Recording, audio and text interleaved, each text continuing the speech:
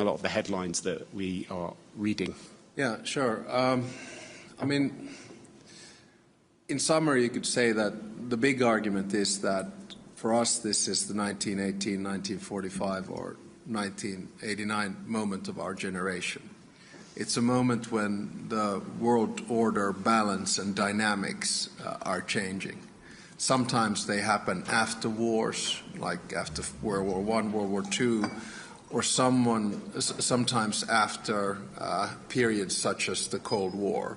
And we're sort of somewhere in between. And we know that orders usually last, or at least have in the past century, 20 years as they did after World War I, 40 years as it did after World War II, or 30 years as it did after the Cold War.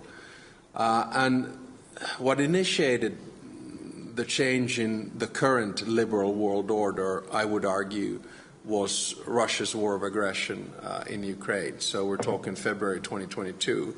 I fully realize that this is a rather Western perspective of looking at things, but I admit fully in the book as well that, you know, my identity is Finnish, Nordic, European, Transatlantic. So I look at my analysis looks a lot through that lens.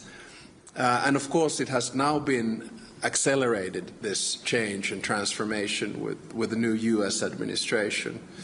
And the triangle of power for me is the global West, which used to be led, at least by the United States, trying to preserve the current liberal order. The global East, led by China, which was more supporting multipolarity and a new order. And then the global South, which unfairly I lump 125 countries into. But for me, that is the area and entities of the world that will actually decide what the next order looks like. And of course, now things move quite fast. I think the thesis still holds. But my big idea is that you kind of have a choice, which is fairly binary, but probably it's going to land somewhere in between. You have those who support multipolarity, which is about transaction and deals and actually spheres of interest, so not far from what we saw in the 19th century.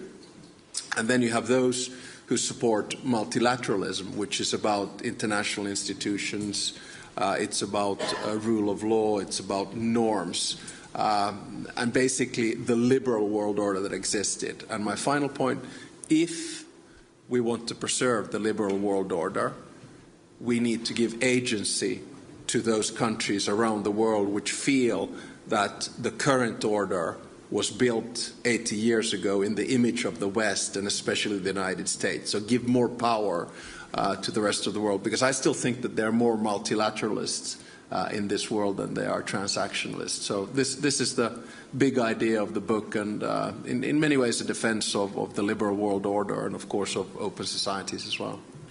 So it's a really interesting framework for thinking about what's going on. And you are positioning yourself against the tide of history on a lot of these different areas. You're a liberal in a world where there is a kind of big political movement against liberalism, which is particularly advanced in advanced democracies like the US and European countries. You're a multilateralist in a world where power politics is increasingly defining how events take place.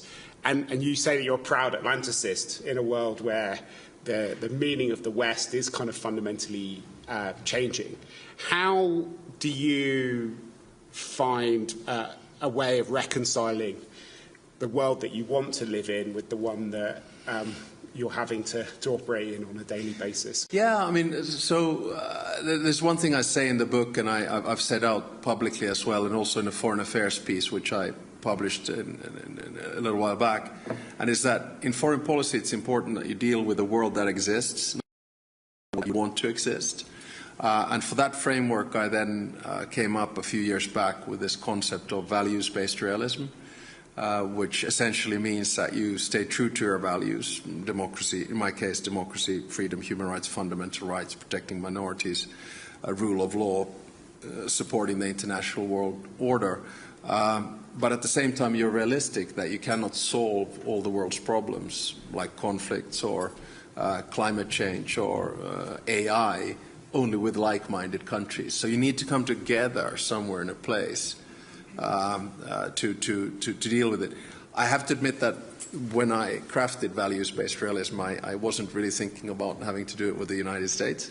but I have to admit that there is an element of that. So it gives me space. And it's not a doctrine as such, but it's an instrument to take us over this period of transition. I know Mark Carney talked about rupture, and he might be right. He's a bit. You've converted Mark Carney, but how do you get beyond? It's kind of the biggest achievement in my life. I mean, Mark Carney quoting values-based realism, but no, I mean it's kind of the idea is. Then you have to ask yourself the question, okay, how do you do this? Well, a good starting point in my mind is another instrument I try to outline there, which is dignified foreign policy, because I feel that, we have a lot of conversation about history, about a post-colonial world, about colonialism, and we always look back into history for examples on how we have been treated. So my take, and of course I come from a rather inoffensive country, with a limited colonial past, which means that it gives me kind of street cred to do that. So I talk about dignified foreign policy. In other words, you have to behave towards the people that you want to work with in a respectable way, which seems to be lacking a little bit in the world right now as well, I have to admit.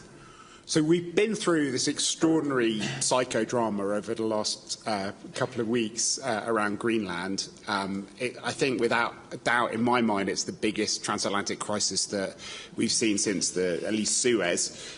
It looks like things are kind of being resolved, but I think it is quite important to take some lessons from what's happened over the last period of time. What do you think the main lessons are? That we live in an unpredictable world, and there will be curveballs coming at you in foreign policy virtually every day. I don't remember a Davos, and I've been here 11 times, where in the first 21 days of the year we've had Venezuela, we've had Ukraine, we've had Greenland, we've had Iran, we've had Gaza, just to name 5 conflicts that have been tossed around. We just have to take these curveballs one at a time. In the Greenland issue, right in the beginning when it started, you had 2 camps. You had those in Europe who wanted to de-escalate, and then those who wanted to escalate to de-escalate. And I think most of us sort of worked in both of these spheres. So we were looking for instruments which would try to tone down the language by threatening escalation on different types of measures that the European Union has. But the key for me was to look at 3 possible outcomes or scenarios. One was good, one was bad, and one was ugly. The good one was that we would get an off-ramp and then a process which would strengthen Arctic security. A bad one would be an escalation in tariff wars. And an ugly one would be a declaration of military intervention in Greenland. And I think in the past 3 to 4 days, where we pretty much worked around the clock with Mark Rutte and Jonas Störe and American senators and others, we were able to escalate to de-escalate and end up in zone number 1. So good outcome. But at the same time, I can't say that this won't have an effect. Of course it does, because one of the key principles of the international order and how you treat alliances is that you respect the sovereignty and territorial integrity of each and every one of us. But we were able to deal with it short term, and now we have to have a look what we come up with long term. So what do you think the short-term lesson is that you need a mix of showing that you're serious by filling the vacuum, both militarily with threatening to use countermeasures and frenetic diplomacy. It's just you just have to work the phone, and you have to do it behind the scenes. And in terms of the longer-term questions, I mean, you're a very passionate European. You've worked for the EU institutions as well as for your own government. You've been part of this fundamental transformation of Finnish identity from being a kind of neutral country to being one of the most passionate defenders of European sovereignty and of the EU. What do you think Europeans need to do now in order to make sure they can be sovereign in this new world that we've been talking about? The first just general observation is people don't realize this. Finland is actually the only Nordic country which is 100% EU member, in the sense that we are in the no euro. opt-outs. Exactly. We don't, we're in the euro and we don't have any derogations. And I think that the original decision for us to join the union in 1995 in a referendum was based on security, though we didn't want to talk about it at the time. We never wanted to be alone again, so we did that. And of course on NATO, which I wish we would have joined much earlier, we ended up joining it also because, attacked Ukraine. So what's my advice to my European friends? That is to say that don't throw the baby out with the bathwater. We've been in transatlantic crisis before. You mentioned the Suez Canal. France left NATO. There has actually been regime change, or elections have changed leaders in Germany because of placement of different types of military equipment in Germany because of the transatlantic relationship. So I think be pragmatic, use the values-based, be true to your own values. So that means that you look for places where you can cooperate with the United States and the current administration. The war in Ukraine is an obvious one. NATO is another one. In my case, icebreakers. Probably not in the case of the rest of you, but we work with the American administration on technology. We work with minerals. But at the same time, we can't do it naively. We have to be cognizant of the fact that there's a lot of movement in the transatlantic partnership right now. But fortunately, Finland's bilateral relations with the U.S. is really good, so we are in a good place. But when you do that, realize that there are going to be areas where you're simply going to disagree. And you can tell that either publicly, which some people do, or then privately, which I do.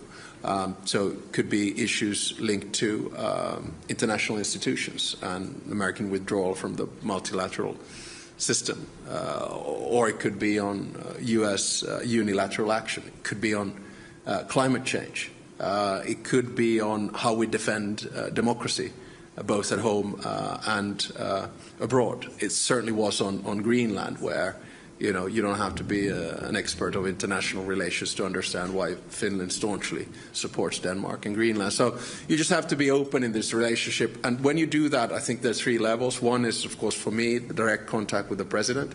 But I don't have no illusions.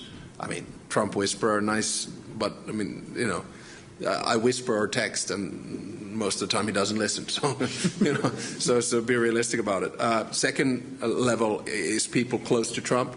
And the third level is actually the first branch of government, Senate and Congress in general. So you just have to work very pragmatically at it and believe that this transatlantic partnership will survive.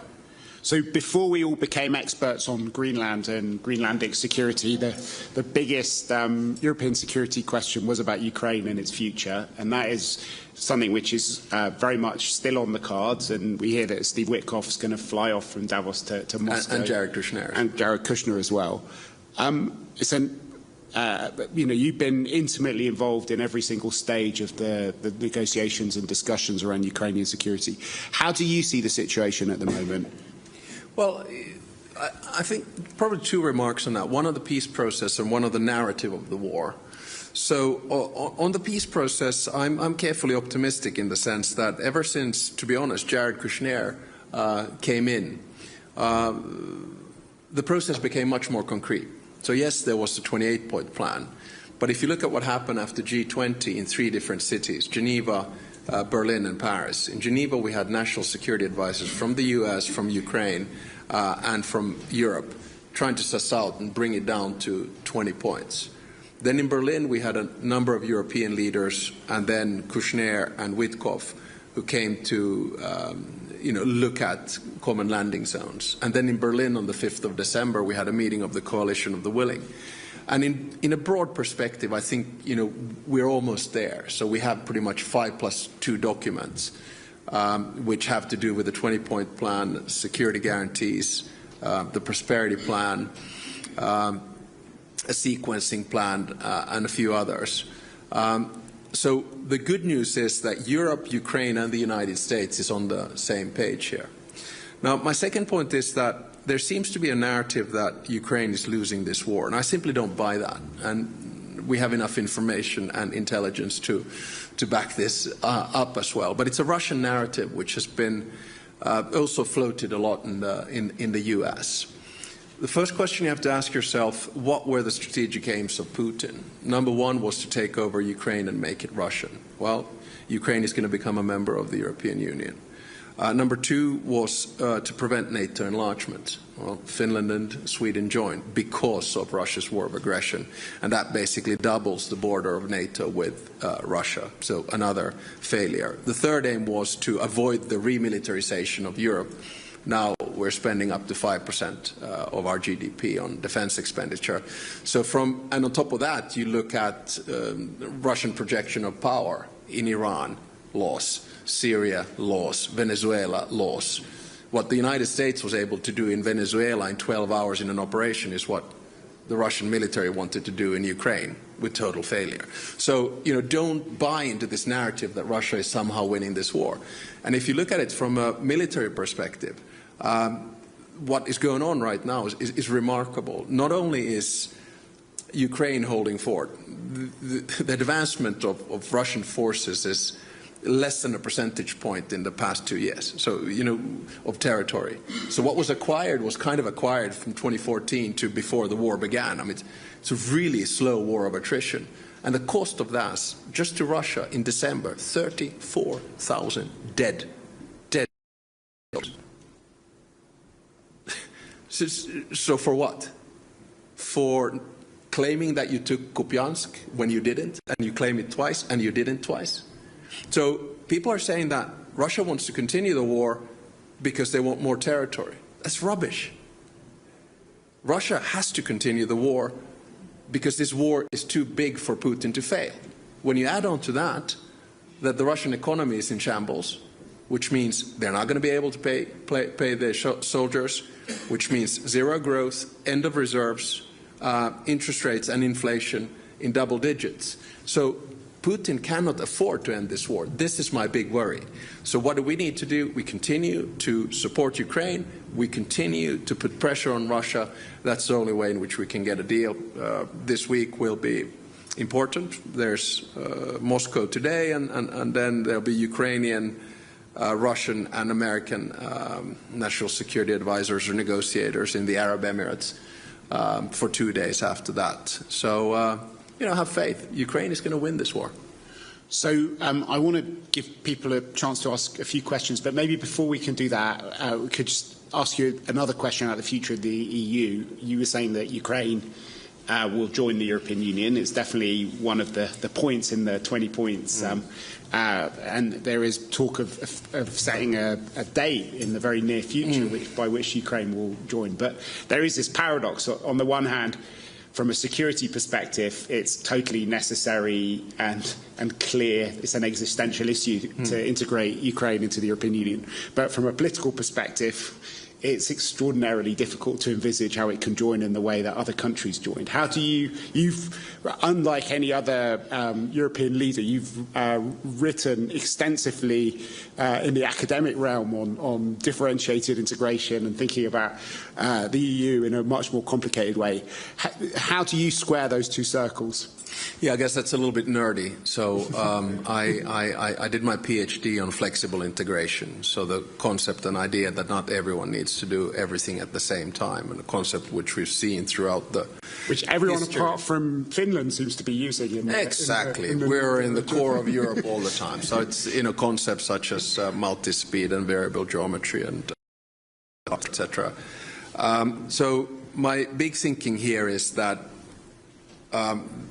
there's nothing that unifies Europe more than pressure, and now that pressure is coming from both the East and the West. And this means that European Union enlargement has become strategic and existential rather than legalistic and juridical. So we're going to start seeing a more flexible Europe. For instance, I now don't differentiate, even though I'm a member of the European Union, with the work that I do with the United Kingdom and Prime Minister Starmer, or especially the 10 conversations I have with the Prime Minister of Norway every week, or the work that we do with Iceland, even though they're not members of the EU.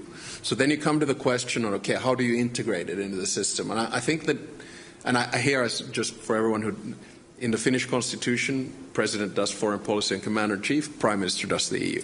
So I don't want to step on the toes of the Prime Minister here, so I'm not going to give you any dates. But I think what's going to happen is that the Union is going to start looking at enlargement from a different perspective. It's probably going to turn the whole concept of enlargement around. So instead of you negotiating 35 chapters and 100,000 pages of acquis communautaire, you are granted membership, and then you start getting the rights of that membership as you close these chapters. And I think that could be a way out for Ukraine. I'm not saying it's going to be easy, because Ukraine has, over 40,000 inhabitants. The agriculture market is bigger than all of Europe combined. But at the same time, it has 800,000 men and women in the military.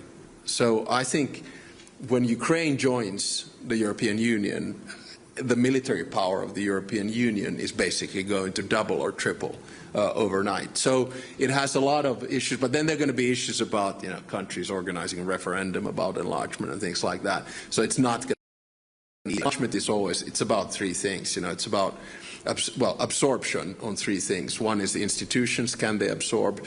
Two is budget, can it be absorbed? And three is policies, can it be absorbed? But I think it would be a travesty and strategic geopolitical mistake if Ukraine were not members of the European Union. And what do you think the implications will be for other countries outside the EU, like the UK, Norway? Well, as I've said, Mark, about the UK, is that it took you 7 years to negotiate yourself out of the EU. It'll take you 7 years to regret it, and then 7 years to negotiate yourselves back in. Okay, we've got time for a couple of questions before we end. If people could make them short and introduce themselves first. Sorry? Comfort. Oh, Comfort, yes. If Comfort is in the room. No, Comfort is in the room. Comfort does the first question. Thank you very much, President Stubb and Mark.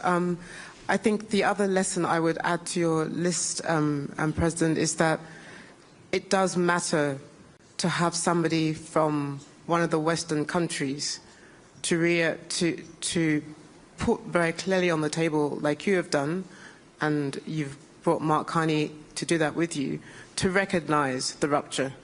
Yeah. Because without that, then the rest of the world and what the rest of the world has been saying doesn't land until one of you accompany that message.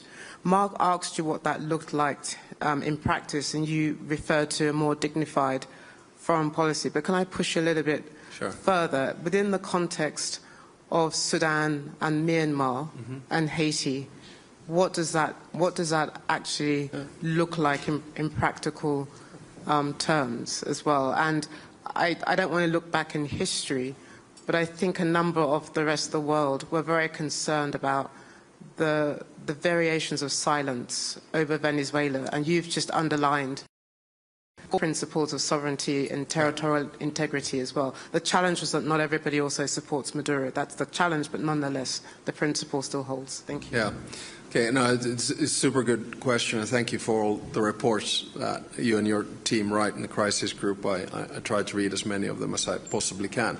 I think the three examples that you brought forward, Sudan, Myanmar, and Haiti, are examples of what happens when we are focused on other crises, whether it's on Venezuela, whether it's on Ukraine, whether it's on Greenland, whether it's on Iran, or whether it's on Gaza. And I try to, and I raise in the book, not only in the part where I talk about the global south, I mean, how can we not talk about Sudan, which is basically probably the most atrocious conflict that we have. Myanmar, completely forgotten. And we're talking about a country of, 55 million people, where over half are now living in poverty, and there's no such thing as human rights, fundamental rights being there. And Haiti, same thing. I personally find that I try to deal with as many conflicts as I possibly can, but in my mind, in foreign policy, there are things that I can say which will be based on my values, and then there are things and conflicts where I can do, like, for instance, on Ukraine. So I try to, pick my battles. But there's a legitimate claim on that. On Venezuela, complicated. because on one hand there's the element of breaking international law. I mean, you just can't go in and remove a leader. On the other hand, you're going, well, removing Maduro, is he a legitimate leader? You know, so it's extremely complicated. I have to admit that in this particular case, I think values-based realism was a wonderful tool. Have we got time for one or two more? Okay. Okay, thank you very much. I'm Xu, the journalist from China's Taixi Media. And I would like to ask a question about your envision about the... The book needs to be translated into Chinese. Yeah, but I want to focus on the European political atmosphere ahead. Because for the drama that you've mentioned for the past 21 days, it should be like a wake-up call for European and the so-called European strategic autonomy. But would you worry that in the years ahead, maybe the rising populism or the isolationist emotion across Europe might taking part or might take apart the foundation for either European unity or the foundation for calling for further integration and strategic autonomy in Europe? And another following-up question I think we're almost out of time. Do you want to answer that quickly? Yeah, I think, first of all, I mean, I'll give it telegraphically. I do think that the pressure that we are now seeing coming from the United States and also coming from Russia will actually lead to deeper integration, probably more strategic autonomy or whatever you want to call it and however you want to define it, and also to an enlarged Europe. But there's another thing that it will lead to, and that is Europe looking also elsewhere. So we're kind of hedging or de-risking a little bit, like Mark Carney said in his speech. You know, Canada is 70% dependent on trade with the US. We are not in that situation. But we used to talk about de-risking from China. I don't hear that too much anymore, if you know what I'm saying. We're talking about de-risking elsewhere, which is an interesting phenomenon in all of this. And I think, you know, Europe is doing the right geopolitical thing, a deal with Mercosur. I won't have issue with what the European Parliament decided on that yesterday, but nevertheless, moving on. Or a free trade agreement with India. So you're going to start seeing Europe and other players. So this is in very many ways, I believe it is Europe's moment. And you are going to start seeing that. And I think we can cope with it fairly well. And just one final point. Europe used to be considered to be slow and legislative and bureaucratic and regulatory. Way too stable. And right now, people are looking for stability. So I actually think that a lot of investment will start coming into Europe as well. I mean, I'm talking about the EU-US thing. So I'm actually quite optimistic about the future of Europe because of COVID, because of Ukraine, because of energy, because of the US. Okay, so we got one final question, this gentleman here. Good afternoon and namaskar. I'm Ishan Pratap Singh from the Global Shapers New Delhi Hub. I'm a 22-year-old who studied economics, entrepreneurship and international relations. My question to you is, could you tell me, to the point you mentioned, to your mind, in navigating diplomacy, what is the utility of, because you said it's better if you call again and if you do it in private.